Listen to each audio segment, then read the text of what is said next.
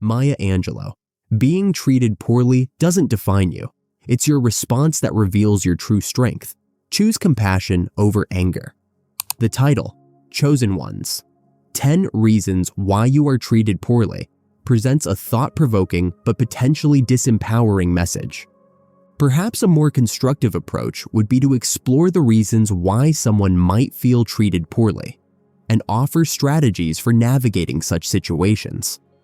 Instead of focusing on the idea of being chosen for negativity, let's get into the complexities of human interaction. Sometimes, the way we are treated is a reflection of the behavior of others, and sometimes it might be influenced by our own perceptions or communication styles. Understanding the why behind poor treatment, perception versus reality. Not all negative interactions are intentional. Sometimes, people misinterpret our words or actions. Consider if there's room for clarification or a different perspective. Open and honest communication can often clear up misunderstandings. Unhealthy dynamics. Certain relationships, whether personal or professional, can become imbalanced. Perhaps someone is insecure and projects their negativity onto you. Identifying unhealthy dynamics empowers you to establish boundaries or consider if the relationship is worth salvaging. Unmet expectations. When expectations, spoken or unspoken, aren't met, frustration can arise. Learn to communicate your needs clearly and manage your expectations of others. Remind that you can't control the behavior of others, but you can control your own. Unconscious bias. Unfortunately, unconscious biases based on race, gender, or other factors can influence interactions. Educate yourself about unconscious bias and strive to see others for who they are as individuals. Strategies for navigating poor treatment. Maintain your composure. Reacting with anger or defensiveness often escalates a situation. Take a deep breath, choose your words carefully, and focus on communicating your needs assertively. Set boundaries. Letting people know what behavior is acceptable and what isn't is crucial. Boundaries create healthy distance and protect your well-being. Know when to walk away. Not all relationships are worth saving. If someone is constantly disrespectful or abusive, removing yourself from the situation might be the best course of action. Focus on what you can control. You can't control the behavior of others, but you can control your own reactions and how you choose to move forward.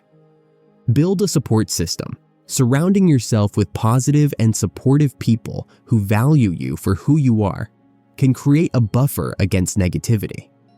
Remind that you are not alone. Feeling treated poorly can be incredibly disheartening, but remind me that you are not alone.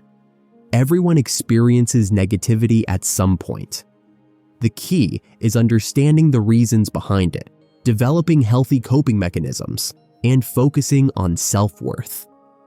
Empowering yourself. Instead of dwelling on the idea of being chosen for negativity, focus on empowering yourself. Cultivate self-compassion, develop assertive communication skills, and prioritize healthy relationships. By taking control of your own narrative, you can navigate challenging interactions with greater confidence and self-respect. Ultimately, the title Chosen Ones might imply a sense of powerlessness, but the reality is you have the power to choose how you react to situations and the power to create a life filled with respect and positive connections.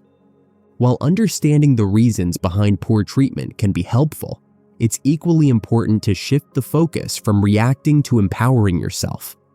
Here are some ways to move beyond the why and reclaim your power. Self-awareness is key. Start by examining your own communication style and patterns. Do you inadvertently invite negativity through passive-aggressive behavior, unclear communication, or low self-esteem? Identifying these tendencies allows you to work towards assertive and confident communication. Cultivating a growth mindset. When faced with negativity, don't personalize it. Instead, view it as an opportunity for growth. Perhaps this interaction reveals areas for improvement within yourself, or highlights the need to establish boundaries with this person. The power of reframing. Negativity can be reframed as a challenge, a test of your resilience and interpersonal skills. Use these moments as opportunities to practice assertive communication, maintain your composure, and prioritize your well-being. Prioritizing self-esteem. Often, negativity targets those who already struggle with self-doubt. Develop self-compassion, appreciate your strengths, and surround yourself with people who value you for who you are. From a place of inner strength, you can better deflect negativity. The art of detachment. Not all negativity warrants a response. Learn to detach emotionally from situations that drain your energy. Sometimes, a simple "thank you for your feedback" followed by a polite exit can be the most powerful response. Channeling negativity. Negativity can be a catalyst for positive action. Perhaps someone's rude behavior inspires you to advocate for respectful communication in your workplace. Channel negativity into creating positive change for yourself or others. Recognizing your worth. Remind that the way you are treated is not a reflection of your inherent worth. Don't allow negativity to distort your self-perception. You are valuable, deserving. Celebrate small victories. Developing healthy coping mechanisms and navigating negativity takes practice. Celebrate each small victory, each situation where you remained composed or communicated assertively. These victories chip away at negativity's power and bolster your confidence. The ripple effect. By prioritizing self-respect and navigating negativity with grace, you inspire others to do the same. Your actions can create a ripple effect, promoting a more positive and respectful environment in your personal and professional spheres. Taking your personal journey. Life is a journey filled with both positive and negative interactions. View negativity as a learning experience, an opportunity to grow stronger and develop healthy coping mechanisms. Think up your personal journey and know that you have the power to cultivate positive relationships and navigate negativity with grace and self-respect. Remind that being treated poorly doesn't define you. You have the power to choose how you react and the ability to create a life filled with respect and positivity. So move beyond the why, reclaim your power, and focus on the person you are becoming, resilient, empowered, and worthy of respect. While navigating negativity is essential, there's another powerful approach to consider: cultivating compassion and forgiveness. This shift doesn't condone poor treatment, but it opens the door to emotional healing and personal growth. Here's why: breaking the cycle. Responding to negativity with anger or resentment fuels a negative cycle. Compassion, however, disrupts that cycle. By attempting to understand the why behind the negativity, even if you can't excuse it, you can cultivate empathy for the person's pain or insecurities. Releasing the burden. Holding on to anger and resentment weighs heavily on your spirit. Forgiveness doesn't mean forgetting or condoning the transgression. It's about releasing the emotional burden and choosing not to be a prisoner to the past. The power of choice. You can't control the actions of others, but you can choose how you react. Choosing forgiveness empowers you to move on, to focus on your own well-being, and to break free from the negativity's grip. Unexpected benefits. Compassion and forgiveness can have surprising benefits for the person who extends them. It can lead to inner peace, a renewed sense of optimism, and a greater capacity for healthy relationships. Leading by example. When you choose compassion and forgiveness, you set a powerful example for others. This can inspire them to approach negativity differently, creating a more positive and understanding environment. However, Cultivating compassion and forgiveness doesn't mean becoming a doormat. It's about setting boundaries, prioritizing self-respect, and choosing not to engage with negativity that is toxic or abusive. Here are some strategies for practicing compassion and forgiveness. Understanding doesn't equal agreement. Try to understand the root cause of the negativity, but don't condone the behavior itself. Focus on your own growth. Use negativity as a catalyst for self-reflection. Can you learn from this experience and develop healthier communication skills? Practice empathy. Consider the other person's perspective. Are they struggling with something personal that's causing them to lash out? Set boundaries with compassion. You can forgive someone while still establishing boundaries to protect your own well-being. Practice self-care. Prioritize activities that nourish your mind, body, and spirit. This allows you to approach negativity from a place of strength and resilience. Remind that the journey towards compassion and forgiveness is personal. It takes time and practice. Be gentle with yourself, celebrate your progress, and prioritize your own well-being. Ultimately, by moving beyond blame and taking compassion, you can cultivate a more peaceful and empowering response to negativity. This approach doesn't make you a pushover. It makes you a person of strength, resilience, and unwavering self-worth.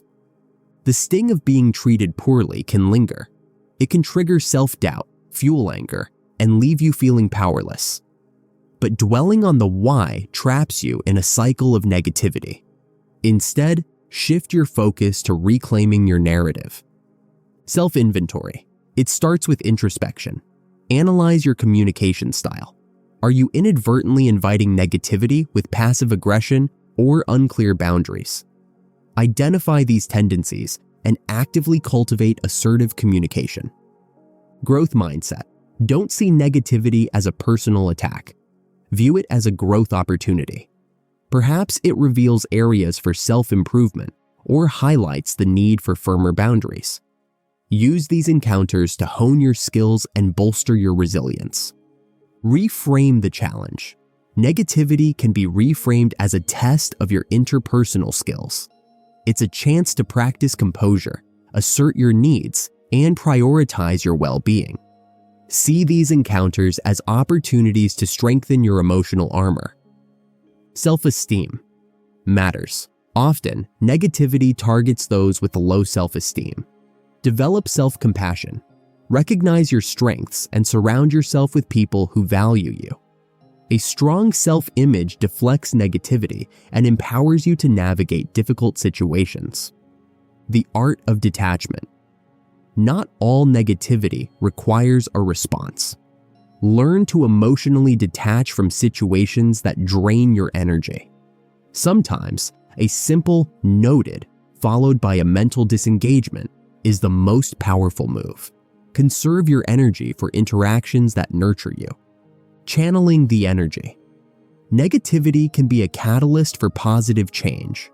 A rude encounter might inspire you to advocate for respectful communication in your workplace. Channel the negativity into creating positive change, either for yourself or for others.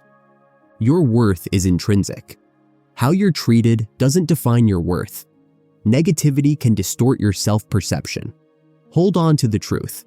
You are valuable, deserving of respect, and capable of navigating challenging situations with grace and strength. Celebrate milestones.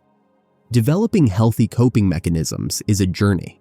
Celebrate each small victory. Each time you stay composed or communicate assertively is a win. These victories chip away at negativity's power and fuel your confidence. The ripple effect, leading by example, inspires others. By prioritizing self-respect and navigating negativity with grace, you show others what's possible. You can create a ripple effect, promoting a more respectful environment in your personal and professional spheres. Your personal odyssey. Life is a tapestry woven with both positive and negative interactions. See negativity as a learning experience, an opportunity to develop strategies for future encounters. Think up your personal journey and know that you have the power to cultivate positive relationships and navigate negativity with dignity and self-worth. The choice is yours. Will you dwell on the why and remain a victim of negativity? Or will you actively reclaim your narrative, develop healthy coping mechanisms, and create a life filled with self-respect and positive connections? The power lies within you.